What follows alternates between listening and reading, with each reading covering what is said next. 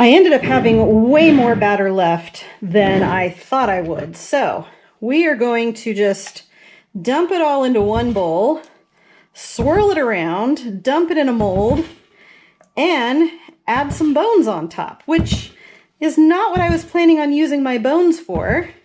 But you know what? When you've got an opportunity, you take it, and these bones need to get used up. So we're just going to make an impromptu Halloween soap. We have this all piled in here. It does not look pretty, which is perfect for Halloween. And we're just gonna stir this around a little bit and pour it into our mold. And then tap it out like crazy. Try to make sure we don't get any bubbles in there. Ooh, I need to switch to a different spatula here.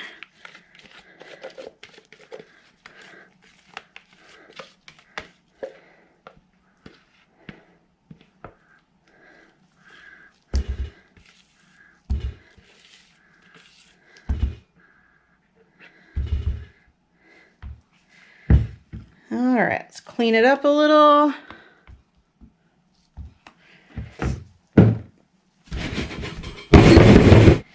Now, what's the golden rule about soaping?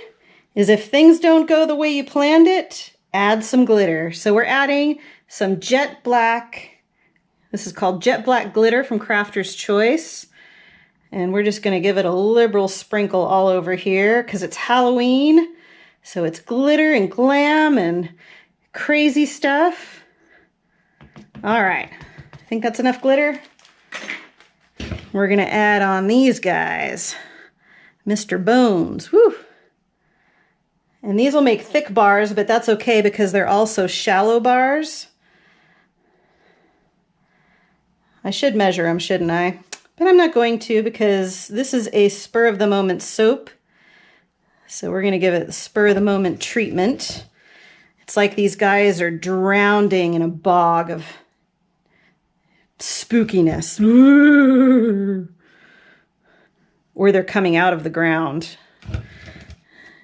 They want your skin. Or your candy.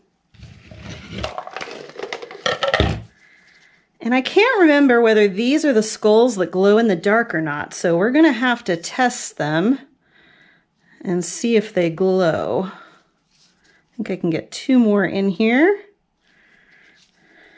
Well, you know what? For a last minute, let's just throw this in there. I think this is pretty cool. All right, those look good. I'm gonna spritz them with alcohol and set them, get them ready to cut tomorrow. Here come my spooky heads for cutting. Chop off their heads. All right, we're just gonna take off an end slice here.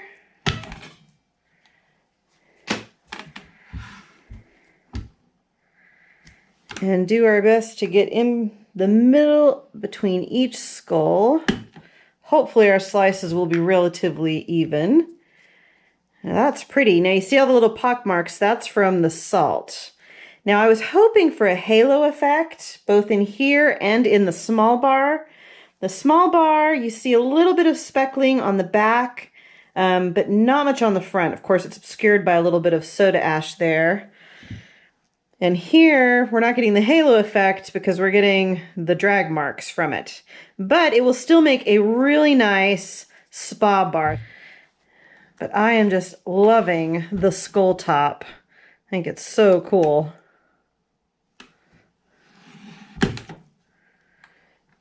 And that's a nice thick bar. That'll last someone a long time. So these were fun to make for just an overflow of soap. I can't think of a better way to use it than to make some giant, thick skull bars. I wonder if the skulls are too hard to cut through. Like, what would happen if we cut through the skull? Oh, I'm probably going to pop a wire trying to do this. We're going to go super slow down the middle of... Oh, yep, I broke my wire. Dag nabbit, that's what I get for trying new things. Okay, I fixed my wire cutter. I did manage to cut all the way through it. It is cool looking, but I think I prefer the thick, full skull bars. Next time I'll just have to place my skulls a little closer, because seriously, these soap bars are insanely thick. That's going to last way past Halloween. But I do like the kind of spooky, smoky aura look, like a spirit rising from the dead.